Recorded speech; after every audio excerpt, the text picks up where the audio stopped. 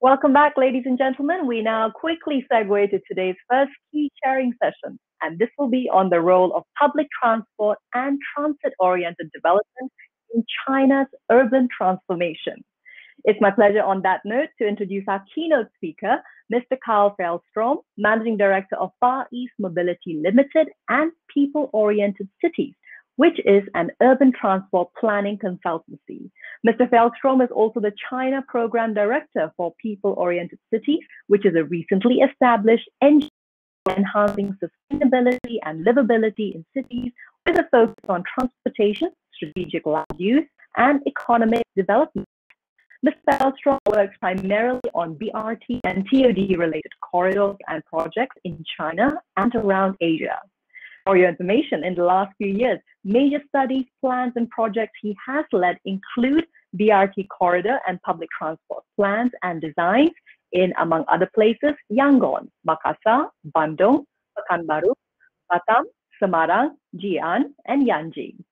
Many of these studies by Mr. Fjellstrom have included policy and project proposals relating to transit-oriented development as a way of maximizing the benefits of investments in mass transit.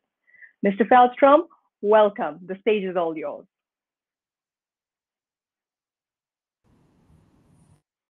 Thank you, Tamina, for the introduction, and good afternoon, everyone. It's a very broad topic, public transport, TOD, and China. So the approach I took to the topic was to kind of narrow down a bit by looking at identifying some key principles of transit-oriented development and then seeing how those have been applied. I thought rather than trying to look at the whole country, it might be more interesting and useful to look at some case studies, and then finishing with some observations about the situation in Malaysia, particularly regarding some of the parking standards.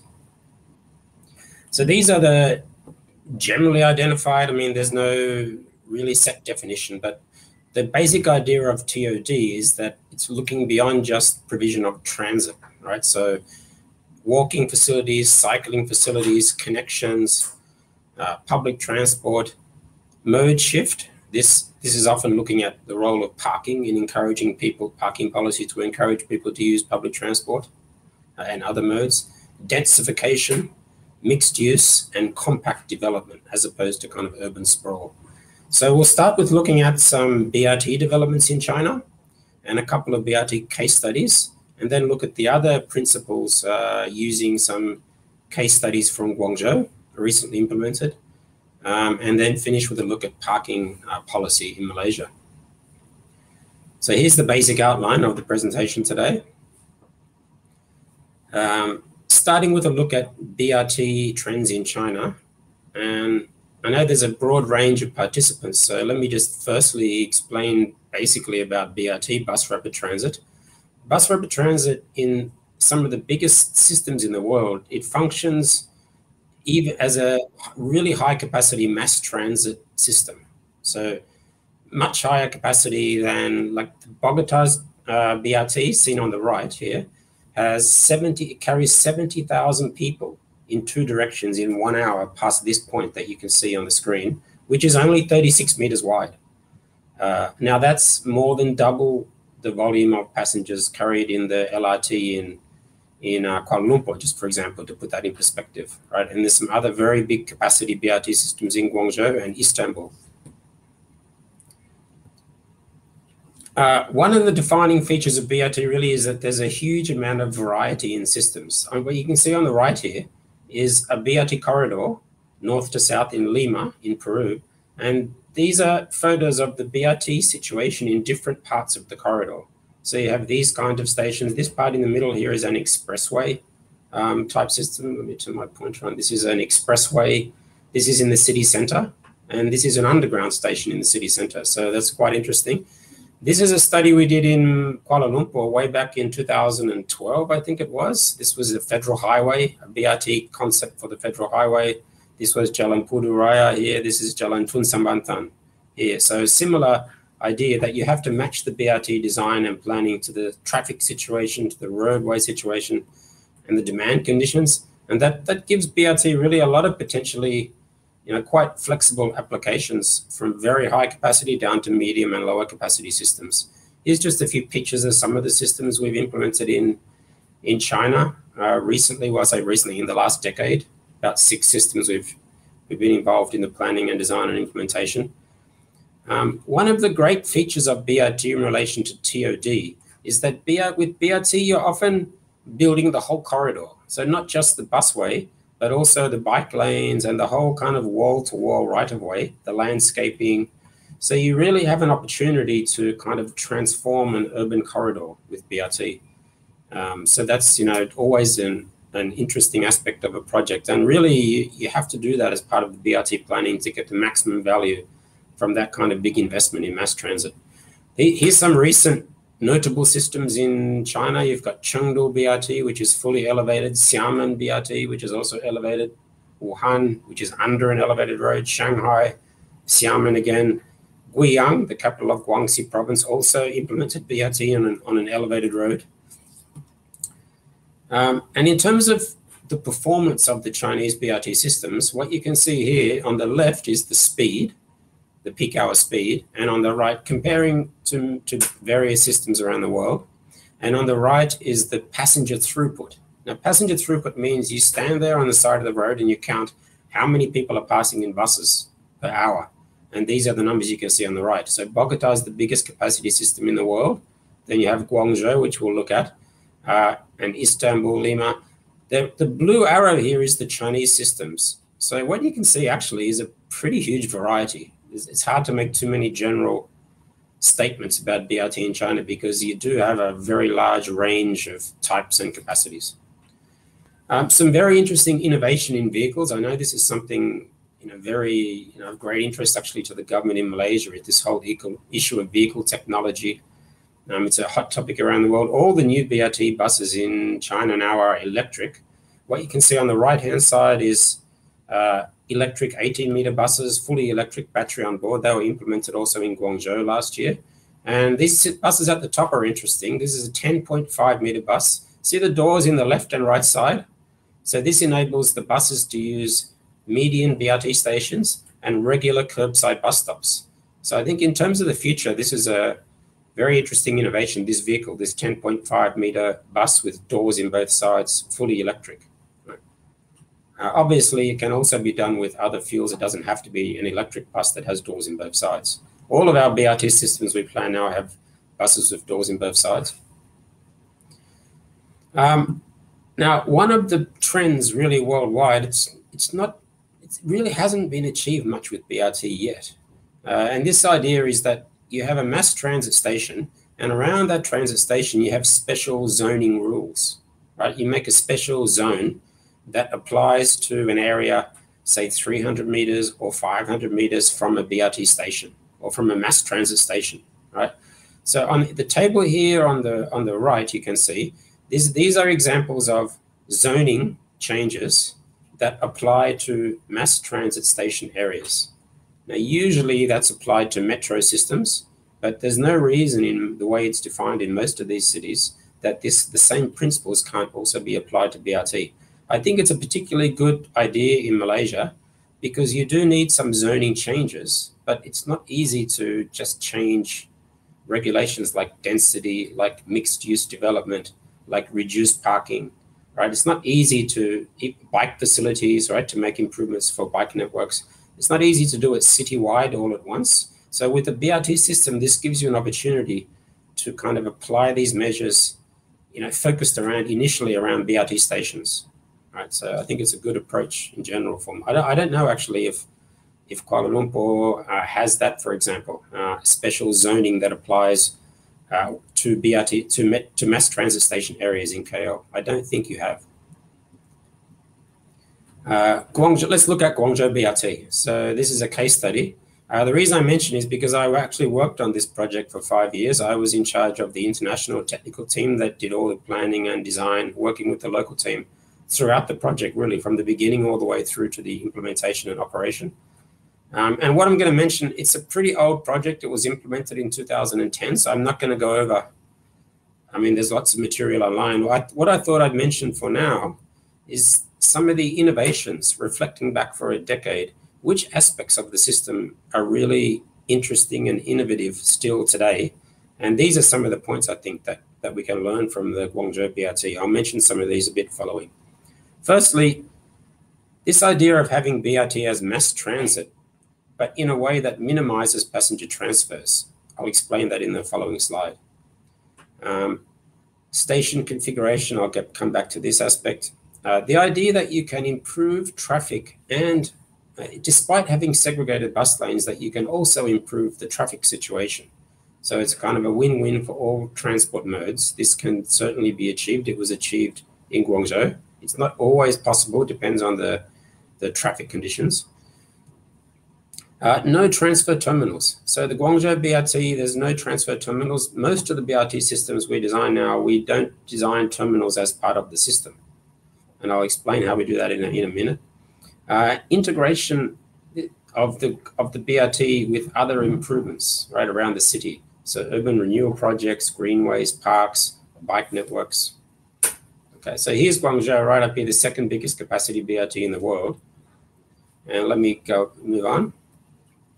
This was the situation, just thinking about this idea of traffic impacts, right? How can we implement a BRT system, a very high capacity BRT system, while also improving traffic? Well, when this is the situation, it's not very difficult to make improvements, right? This was before the BRT, the everyday situation. You just go down and take a photo. This is the situation. Very bad, you can see, for all road users, pedestrians, car drivers, bus passengers. Okay, and this is after the BRT, pretty much in the same location, a little bit about 100 meters down the road, but basically the same location as here, as this photo. This is the situation after the BRT is implemented. Very high capacity BRT, much better for pedestrians. It's much less crowded on the walkway where you had all the bus passengers waiting before, and much better traffic conditions actually. Okay, so yeah, different types of BRT stations, different kinds of configurations. This is an important feature of BRT planning in general, that it's not as if you just have one type of station that you just repeat everywhere. You really have to adjust to the particular conditions. Some innovations here, it's a little bit technical on the topic of BRT, but one of the big problems in a lot of BRT systems, especially the very high capacity ones, this is in Lima on the left here, this is Bogota, is this people queuing in front of the door, right? So that means that if there's a couple of routes using this station, like here you can see there's 5 routes stopping at this door. Now, what if a guy from another route wants to get on the bus? Well, he can't get on because it's crowded by these people waiting for this one, right? So this crowding at the door is a big problem. We solved this in Guangzhou by having multiple stopping positions for the buses. So as a passenger, this is even in the very highest demand, some of the highest demand BRT stations in the world, but the passengers tend to spread out because you don't know exactly what door your bus will stop at. It could be the first position or the second position. So the result is that the passengers, even when it's very crowded, they kind of spread out, and we avoid this problem, which is really a major problem when you talk about BRT systems with multiple routes. Right? You don't want people from one route just blocking the door and not allowing people from other routes to get on and off the bus. This is probably the biggest impact of the Guangzhou BRT, this aspect. What you can see in the top right here is people at a very nice designed transfer facility. This is a kind of trunk feeder BRT system, a more traditional system where you use the big bus, and then you take that to a terminal station, change to a small bus, and you have this problem of transfers, right? Even in a well-designed transfer, you have people queuing and waiting, right? So what we did with Guangzhou at that time had never been done. It's a very high capacity BRT with a direct service operations, right? All the other high capacity BRTs were like this second one, where you have a transfer terminal, you take a trunk route, which is a big bus, right? Then at various points, you transfer to feeder buses, right? So on one typical trip, more than 50% of the people are transferring. So you take a feeder to the trunk, and then maybe you get the trunk line to your destination, or maybe after you get to here, you take another feeder bus, right? So, or you have systems like this, which is only the trunk line only, which is actually the KL BRT, or the Sunway BRT is designed like this, just up and down in a trunk corridor. Jakarta now has changed this model. Now you can see the problem of this approach in Guangzhou on this bottom graphic here on the right. You see the blue is boarding passengers. This is a typical route, right? You can see mapped in the middle here in red. With the second part, the right-hand part here is the BRT corridor, right? This part on the left, this is outside the BRT.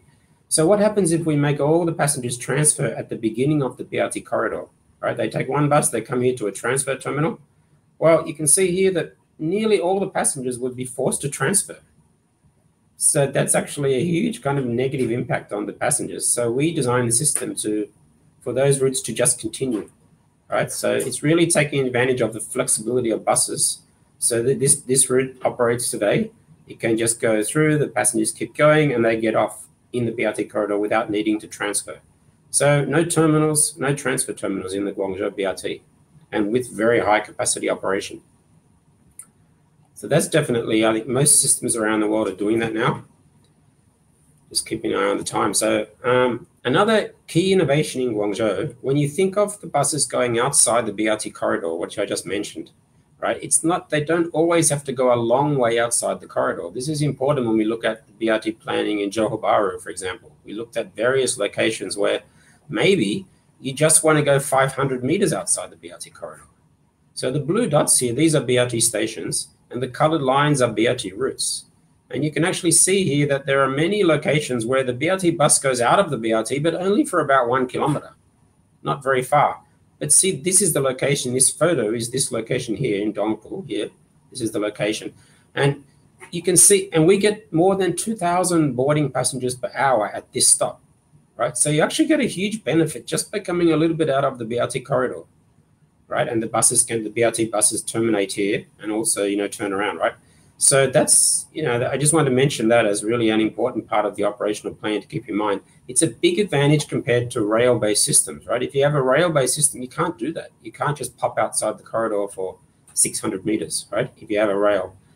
This is also definitely an issue when you think about vehicles. There are various types of BRT vehicles being discussed. I would tend to avoid vehicles which don't allow you to operate them flexibly. Say, for example, going 600 meters outside the corridor. And this, on the top right here, you can see the boarding and lighting. This is the OD, the origin destination demand of the Guangzhou BRT system. And you can see the blue and red, the origins and destinations are all around the city, not just inside the BRT corridor. So definitely a huge advantage of BRT compared to rail-based systems, right? Where the rail, you go from station to station, right? You don't have this option of going outside the BRT corridor. So just looking at Johor Bahru, for example, gives you actually a lot of examples of these ideas, right? So if you look at the end of the Skudai corridor at UTM in Johor Bahru, actually there's quite a lot of locations just kind of to the east and west and north and kind of south of the corridor where it might be beneficial for the buses to continue, right, and not to terminate at UTM. You can still have a terminal there, a depot or something, but there's no need for the services to actually be tied to the BRT corridor. The same thing in the Tebrau corridor. If you look past Desa Jaya, right, there are demand points kind of north and south, right, to the west, Ulu Tiram in the north, right. Maybe it's better for the buses to continue, right, past the end of the infrastructure. So that's something we always encourage in BRT planning. Don't just look at the BRT corridor and don't tie the services to the corridor, right? That's always, kind of a good idea to take advantage of the flexibility of BRT. Again, looking at Johor Bahru, you can see the end of the Iskandar Putri corridor, for example, at Anjung. Well, there's a lot of locations past Anjung, Gelang Patah, right? Even like further south, you've got the Sunway Iskandar. So when you're looking at the operational planning, I would be thinking about not even having a route that finishes at Anjum, but just thinking of routes which go beyond the end of the corridors. The same thing when you look at the TOD plan for Johor Bahru. I had a look at that from 2015 to 2045. Places like Ulu Tiram, like Kulai, right? These are all beyond the end of the current BRT corridor. Let me move on. I'll speed up a little bit. Okay, another innovation relates to intersections in Guangzhou and station access. So you can see here we did very successful intersection design here, where there's a U-turn here related to this intersection. And at that U-turn, people can cross the road and access the BRT station. So there's no need for a bridge, no need for a pedestrian bridge, and you can have no negative impact on mixed traffic with this kind of approach. let me look at one aspect of the Yichang BRT. Yichang is more of a medium capacity BRT, I think quite relevant to the situation in Malaysian cities. It's about 2 million, the population of Yichang. I want to highlight this particular station. We call it a directional station. Now, we implemented this for the first time in the world in a project in Lanzhou. And the idea is this is a traditional 2 sub-stop BRT station. On top here, you can see the 2 different divisions of the station with overtaking. This is a high-capacity BRT station. And with this model, we basically take the second sub-stop and put it opposite the first one here like this. So the buses in the same direction use that station. Effectively, what that gives us is the same. This station at the bottom here has the same capacity as this much bigger station at the top. So this is when we did the Malaysian BRT planning, we did some inputs in Johor Bahru and KL. This is a type of station we used a lot because it gives you a lot of flexibility and high capacity, right, in this station configuration in a relatively small station envelope. Here's what it looks like. It allows you to use old and new buses. The old buses can use the right side doors, traffic on the right in China, and the new buses use the left side doors at the station. The BRT buses here, 18 meter, 12 meter, they have doors in both sides, you can see. So the left doors here is for using at the BRT station, and the right side doors is for when the bus leaves the BRT corridor. Right, so that's a really, I think, very applicable in many cities is this Yichang style, we call directional station configuration. It works very well, like it really works well, this approach. Basically, it just saves a lot of space. If you think of that platform, we save half the platform space, but with the same capacity. Okay, so let's quickly, I just wanted to quickly show some, and in the last 5 minutes, I'll come back to look at KL and Johor Bahru, the parking policies. So quickly look at some Guangzhou urban development case studies, often tied to the BRT. What you see here we mapped these various urban development case study areas. And on the left, you can see the pedestrian network in red, and on the right is the motor vehicle network in black. And you can see some of these areas are just fully pedestrianized. And some of them are very old historical kind of quarters. Some are new, more modern developments. So it's really important then in these very dense areas like this here, Tangxia, Junjinghua, and here is the old urban village style. This is a modern development style. This was the situation before the BRT, right? We did a survey at this gateway to this village. We did a count here of passengers coming out in the morning, and it was incredible. We found that 80% of them, like here, it went down to about 50 to 60%, go out of the urban village and into the BRT. So really what it shows is that this car-free kind of model of development, because it's very low, you can't physically get a car in there, can really be supported by this mass transit because people need to use the BRT for longer trips, and they do use it for longer trips. So all these case studies that you can see here, some improvements they made in the urban village. These various case studies in Guangzhou need to be supported by transit improvements in order to serve those longer trips so people don't need cars to get around the city. This is some waterways improvements. I won't go into the details, but the slides I understand will be available for anybody interested to look at a bit more slowly. These are some of the canal upgrades. This was before and after. Before is on the left. It was paved over, this canal, and that was opened up into a very successful urban revitalization project. This is a little bit like this is much more polluted than your River of Life project in KL, but the similar idea that this is going to be before and after, that you upgrade these waterways. There's been quite a lot of projects doing that. Very interesting office, this Guangzhou Urban Renewal Bureau that was established in 2015 and now has a budget of 250 billion RMB per year. That's about, what's that? That's about $30 billion US dollars, right, per year. Right, so and nearly all their projects of this Urban Renewal Bureau is looking at a lot of their projects are oriented towards pedestrian facilities, public space, greenway improvements. Here's some examples, including some that just opened this year. Some various examples of the work of this Urban Renewal Bureau. Very successful model. I know that Singapore has the Urban Renewal Authority. I'm not sure if Malaysia has something similar. But it really is, they've done some great projects around Guangzhou, this Urban Renewal Agency.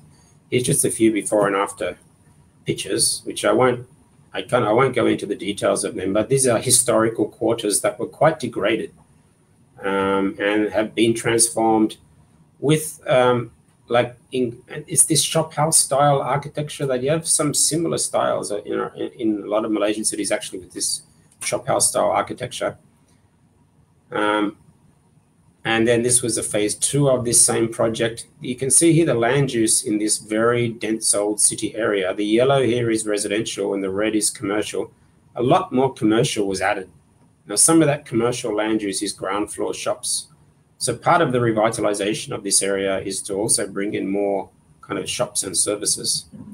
And even I noticed in KL when I was there just before coming back to China, we're based in China, was here doing some similar, very impressive improvements. This is on the left. It used to be very degraded in 2011, this area in, what's the name? I forget the name there, Pasar Seni, that area, right? Like it used to be very degraded. It's really been kind of upgraded. And this is in Johor Bahru, Jalan Derby, also some impressive upgrades there. So it's a great opportunity to make these kind of improvements together with BRT projects. Right, these are some of the projects in Johor Bahru. You can see here the facades here, not very attractive where you've got these steel shop fronts. So some cities around the world have these projects to encourage people to install glass shop fronts instead of steel gates. And for example, to help them to replace them if they get smashed once or twice, for example, things like that, just to encourage a more attractive shop front. I noticed in Johor Bahru, a lot of these actually really potentially really attractive. If you're walking here, you'd much rather walk next to the buildings. You've got shops there, you've got shade. So it would really make sense to focus on upgrading these potentially nice pedestrian connections in Johor Bahru. It's also good for the shops, right, to really have a good pedestrian frontage there, especially when you start to think about more people using transit. This was the greenways planning in Johor Bahru in 2015. Master plan, very extensive greenways plan. You can see here the BRT stations, they're also planned, marked in red. So obviously you've got the potential there to integrate the greenway planning with the BRT planning. It's a great opportunity, I think, to give the city some focus on how to approach the greenway planning. Last example I'll look at on these urban development case studies will be this place in Guangzhou, which we call Dunway, or kind of this work unit housing, 9 or 10-story housing, similar to what you have around brickfields and so on, right? In many areas of KL, actually, some of the older areas. And this was transformed in really interesting ways. You've got the BRT station here, and this is about 700 meters away from the BRT station. It used to be just car parking and single-use residential gated inside, right? So the key transformation they did all these landscaping improvements inside. They opened it up to public access, and they allowed shops to come in at the ground floor. And you can see how it enhances the area with the addition of these shops, right? Very successful model. And it's really spreading to a lot of other areas around, especially in that area of the central part of Guangzhou, this kind of model of ground floor mixed use, like shops, pedestrianization, get rid of the parking, right? The parking is pushed to the perimeter. And this model is just a really good model. This is the mixed use. You can see here the mixed land uses. So these are the key elements. I think it's a great model for a lot of cities, really. If you think about revitalizing the old city, it doesn't have to be very old, right? This was built in the 1980s. But if you think about revitalization, I think this is a great model that doesn't require tearing down the older buildings. Okay, well, actually, that was the second last. This is the last one, last case study. Just to quickly mention, this was a BRT station, right? This was before the BRT and after the BRT. It's a BRT integrated with a metro, right? 2 metro lines and huge shopping malls. And effectively, it's a transit hub. It connects directly to the MRT, right? You've got BRT, MRT connections, but there's no hub, right? All you can see is the BRT station. So that's the advantage of this kind of operational approach. And I would encourage the same thinking in Johor Bahru, in KL. If you're thinking about BRT, you don't have to think about big hubs like being physically, some massive, hub building or something, right? You can have the hub function without necessarily having a big If you think of rail systems, you think of hubs, inevitably you're thinking of these huge stations, right? With BRT, you can just have a regular station that can also have this hub function. Lastly, let me just finish on, I think I've still got a few minutes, so I'll wrap up on this point. If we're going to achieve, I think this is based on European experience, but also experience in China, you have to look at a range of push and pull measures, right, to encourage less car use and more sustainable modes, right, lower carbon development. You can see here, this is a trend kind of curve that was identified in a study in Europe, looking at different stages of the policy development with regard to transport, right? Initially, you have a lot of policies favoring car use, but gradually you get policies in the other direction and car use declines correspondingly. Malaysia, I think, honestly, is still up here, kind of on stage 1 and getting into stage 2 in some places. So if you look here now, it requires pull and push measures, right? Not just provision of infrastructure, provision of transit systems, metros, buses, bike sharing and so on, but also measures to kind of push people not to use cars, for example, to get around, right? Like, so that's, I think, important to point out. Look at these graphs here showing the trend in road supply. This is the high total capacity when you add up the lane capacity in London. The red curve is central London. That's going from 1992 up to, you can see it's actually going down. Why is that happening? Because they're widening walkways, they're putting in bike lanes and bus lanes, right? And that's having a corresponding impact on the mode share. So I think Malaysia has a lot of ambitious mode share targets I've seen in Johor Bahru, in KL, other cities I'm sure have these targets. You're going to have to think of these push measures as well as just providing infrastructure. You might also want to think about fuel prices. It's very notable in Malaysia that you have amongst the lowest in the world, fuel prices. If you look at, this is on a graph here, I just accessed yesterday, or this graph, globalpetrolprices.com. You can see Malaysia, China, UK, and Denmark. These are the examples measured. And the last pull factor here, push factor to kind of push people to encourage changing mode is parking standards. This is Singapore. Singapore went on a pretty big parking reform in 2019, and I'll show how that compares. So Singapore, let's look at the central zone in Singapore. Now, the office, if you build a new office building in Malaysia, I understand this applies to KL, to Johor Bahru, right, to whether, now this is, look, these photos here you can see on the left, that's KL Central. So this is right next to KL Central, this building. Look at the first 9 stories or so of the building are all parking. All you can see when you come into KL Central looking out of the train is parking, just massive podiums of parking. Look at the minimum parking. So the minimum parking for office buildings in Malaysia is 10 times higher than the minimum parking in Singapore and 6 or 7 times higher than the maximum allowed in Singapore, right? Condominiums, the same in Malaysia, Johor Bahru, KL, right? It's 5 times higher, the minimum in Malaysia compared to the minimum in Singapore. And I think that really shows a problem. Ideally, what you want near mass transit is not this. You want less parking. That's the principle, because you've got mass transit, right? So you've made a big investment. Around KL Central, there should be no parking in off-street. People should use transit. You have every possible transit choice there. It should be very low. There should be a parking maximum. That's far below what's resulting in this kind of land use. Look at Johor Bahru here. We updated our parking database, and you can see here Johor Bahru, the highest residential parking spaces in the city centre. The highest of the cities we compared, we found Johor Bahru, and I think it's the same in KL because it's a national standard, is also the highest in the world we could see. Service apartments, the highest we identified, right? And office very high as well, Johor Bahru, you can see there. This is the Gherkin building in London. You know how much off-street parking it has? 0. There's 4 disabled parking spaces, something like that. There's no parking there, right? That's in that example, one of the world's most valuable office towers. Let's look at some examples, what the impact that this parking standard has in Johor Bahru. These are parking podiums you can see here. These are new developments. You will not see this in any Chinese project. I asked some Chinese developers. The reason they don't do it in China, they said, is because underground parking is not counted in the floor area ratio limitation. So you can build as much as you want underground without that counting to any density limitation. So it's just unthinkable that this would happen, that you would have these massive podiums. plus the parking minimums are nowhere near as high as in Malaysia. So it's really a pretty horrible kind of land use to have this at your street front level. It also kind of kills the street. You can see here country garden, this parking at the ground level, and it's almost impossible to kind of walk in there. I tried. You're walking here, dodging through various things.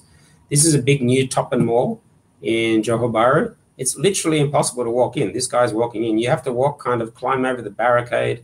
There's no walkway at all. You literally have to drive to get in, unless you can kind of walk through the car park area, and there's no walkway in front of it. So I've never seen a more transit hostile or pedestrian or bicycle hostile mall than this brand new mall. Yet there are excellent examples in Johor Bahru. This is another mall that has a great walkway connection. It has no parking at the ground level. The parking's underground. It's got a 600-meter walkway connecting to the JB Central, right? It's even put a bus stop here, and even they plan some bus routes. So it can be done. I think the key thing here is to really push these developers to kind of develop more low carbon oriented, transit oriented forms of development, because they certainly can do it. Thank you.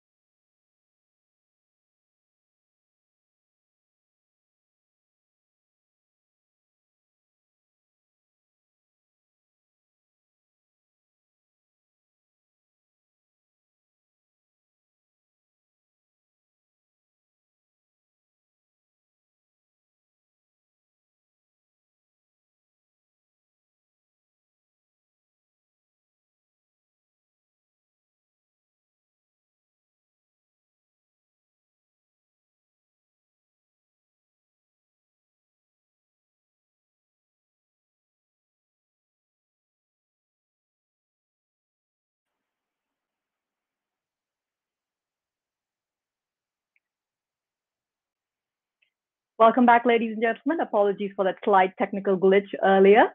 Thank you once again, Mr. Fjellstrom, for that insightful session, tying together commonalities and replicable sustainability examples from cities around the region. Ladies and gentlemen, a few housekeeping notes before we adjourn for lunch. So we've actually organized a virtual networking session available for all our attendees during the lunch break. Here's how it works. You can access this by clicking on the networking session bar, which will be seen on your timeline page once you click leave on this session, as with all other sessions earlier. Now, the virtual networking sessions, FYI, ladies and gentlemen, will run throughout the lunch break, and they will last 10 minutes per session and include a randomized 6 participants in each session. Kindly note that you'll have to click once again on the networking session bar should you choose to join subsequent sessions after the one you're in has expired. We hope you'll find this useful for connecting with your fellow attendees and industry peers in a slightly more interactive format. Thank you so much, ladies and gentlemen. We look forward to welcoming you back for the rest of today's sessions for MyL3C 2021 after the lunch break. See you then at 2 p.m.